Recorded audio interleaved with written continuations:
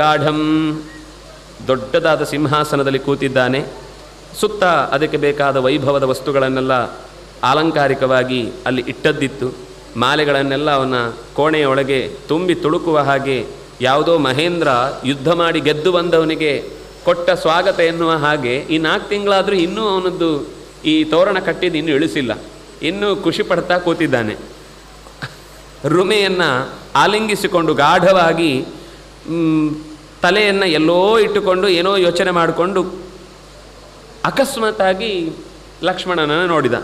ದದರ್ಶ ಸೌಮಿತ್ರಿ ಮದೀನ ಸತ್ವಂ ವಿಶಾಲನೇತ್ರಸ್ಸು ವಿಶಾಲನೇತ್ರಂ. ಒಂದೇ ಸರ್ತಿ ಗಾಬರಿಯಾಗಿ ಹೋಯ್ತು ಅವನಿಗೆ. ಇಲ್ಲಿ ತನಕ ಕರ್ಕೊಂಡು ಬರ್ತಾಳೆ ಅಂತ ಅವನಿಗೂ ಯೋಚನೆ ಇಲ್ಲ. ಪಿತ್ತ ನೆತ್ತಿಗೇರಿತು ಲಕ್ಷ್ಮಣನಿಗೆ. ತತ್ಪ್ರತಿಹತಂ ತಮ ಪ್ರತಿಹತಂ ಕ್ರುದ್ಧಂ ಪ್ರವಿಷ್ಟಂ ಪುರುಷರ್ಷಭಂ ಸುಗ್ರೀವೋ ಲಕ್ಷಣಂ ದೃಷ್ಟ್ವಾ ಬಭೂವ ವ್ಯಥಿತೇಂದ್ರಿಯ. ಎಲ್ಲ ಇಂದ್ರಿಯಗಳು ಗಡಗಡನೆ ನಡುಗ್ತಾ ಇದೆ, ಬಾಯಿ ತೊದಲ್ತಾ ಇದೆ.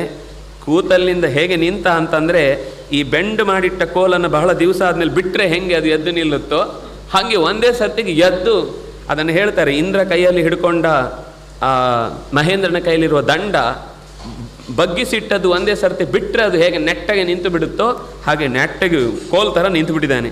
ಉತ್ಪಪಾತ ಹರಿಶ್ರೇಷ್ಠೋ ಹಿತ್ವಾ ಸೌವರ್ಣಮಾಸನಂ ಮಹೇಂದ್ರ ಮಹಾನ್ ಮಹೇಂದ್ರಸ್ಯ ಯಥಾ ಸ್ವಲಂಕೃತ ಇವ ಧ್ವಜ.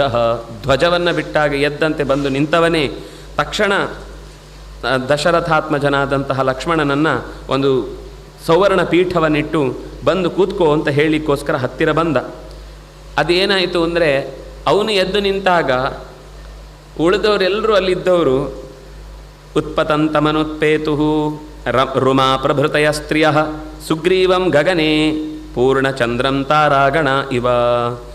ಅವನು ಎದ್ದು ನಿಂತ ತಕ್ಷಣವೇ ಗಂಡಂದಿರ ಮೇಲೆ ಅತ್ಯಂತ ಭಾವುಕರಾಗಿ ಗೌರವ ಇದ್ದಂಥ ಎಲ್ಲ ಹೆಣ್ಮಕ್ಳು ಕೂಡ ಎದ್ದು ನಿಂತರಂತೆ. ಒಟ್ಟಿಗೆ ಎಲ್ಲರೂ ಎದ್ದು ನಿಂತರು. ಉತ್ಪತಂತಂ ಅನುತ್ಪೇತು ಅವನ ಅನುಸರಿಸಿ ಎದ್ದು ನಿಂತು ಬಿಟ್ರು. ಅವರು ಕೂಡ ನೋಡ್ತಾ ಇದ್ದಾರೆ.